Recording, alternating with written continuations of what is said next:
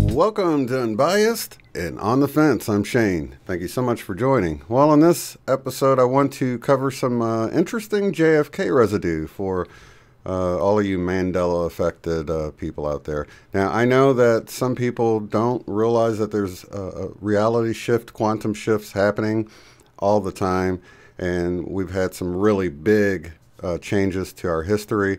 So for those that aren't aware of these reality shifts, or Mandela effects as they're called, what they basically are when you have memories that are a certain way, whether it's a movie or songs, really anything that you can possibly think of being a certain way, and then you when you look into it, it's been changed, and you're kind of left scratching your head like, well, I remember this being this way.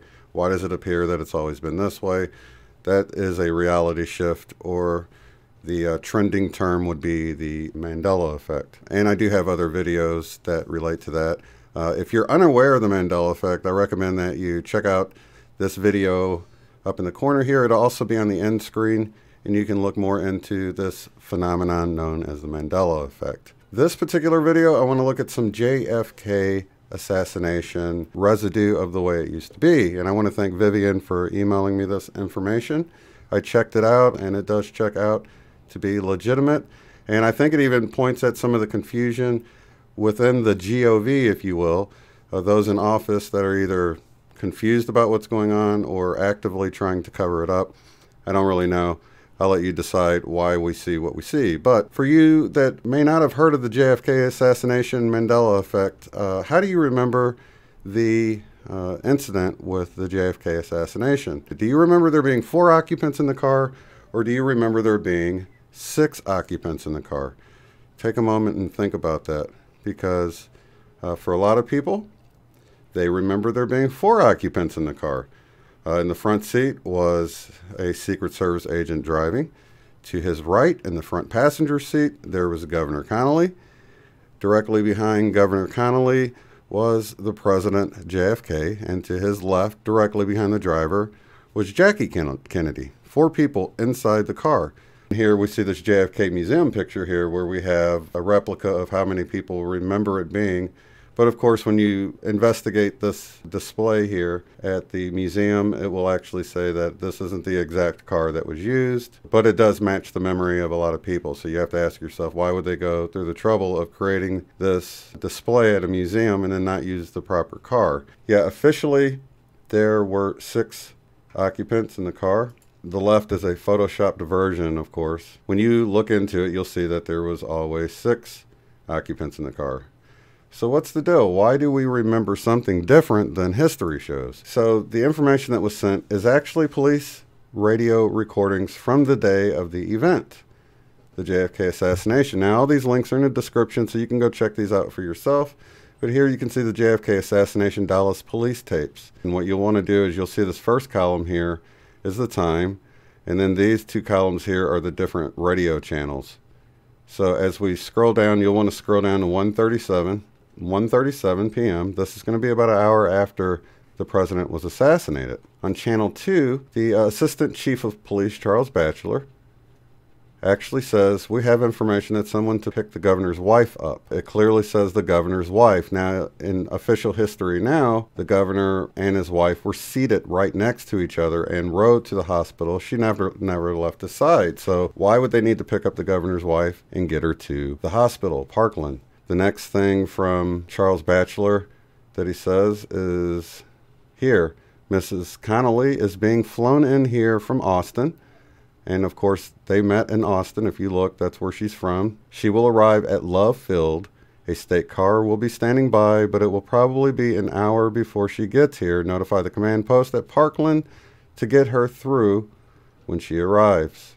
And then again, dispatcher notifies Parkland command post. Mrs. Connally will arrive in about an hour. Be sure to let her through.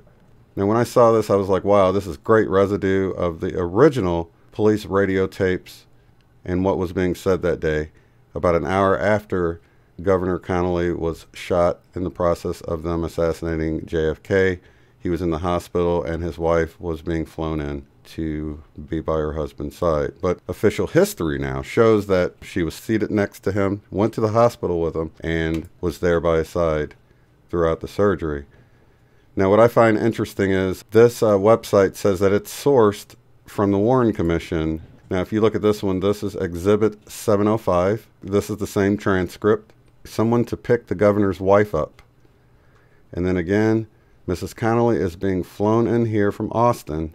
She will arrive at Love Field. A state car will be standing by, but it will probably be an hour before she gets here. Notify command. The dispatch lets Parkland Command Post know that Miss Connally will be arriving in about an hour and to let her through. Again, in Exhibit 1974. Now this is, and this goes right along with a comment someone had left in the chat. They were like, well, how do you know Mrs. Connally isn't his mom? And that's a great point to make, because she was alive at the time, and although she lived in the San Antonio area and would have been flying in from the San Antonio airport, sure, she could have been maybe living with her son at the time and needed to be flown in from Austin. But that doesn't change the fact that the Assistant Chief of Police, Charles Batchelor, originally said, we have information that someone to pick up the governor's wife. And then again, we see right here, there was an insert done by the Warren Commission in parentheses. Mrs. Connally, governor's mother, is being flown in from Austin. Well, this doesn't make sense now with current history. So they added this governor's mother because, of course, the governor's wife was by his side, so she wouldn't need to be picked up.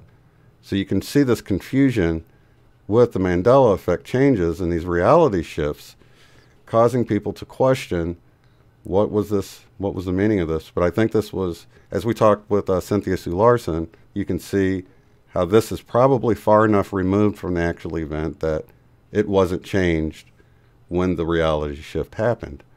So, of course, when the Warren Commission looked at this, it made no sense. They assumed it must have been the governor's mother. And they added this, which you can see it wasn't in Exhibit 705. And it wasn't in this transcript that they took from the Warren Commission. Something to think about. But for those that are sort of on the fence about remembering, they're like, well, you know, I must have been wrong, because clearly you can see in the video she's right by his side. Even though I don't remember her being there originally, I must have been wrong. But there's others like myself that have watched that Zapruder film time and time again. You know, there was 4 occupants in the car. There was only one lady in the car, Jackie Kennedy, and now there appears to be the governor's wife as well next to his side. So I will put more research on the end of the screen here for you guys to go check out. You can see the top 10 Bible changes or the top 10 Mandela effect changes and see if you're affected by any of these. Until next time, have a good one. If you'd like to support the work I do, go to paypal.me/UOTF. Thanks.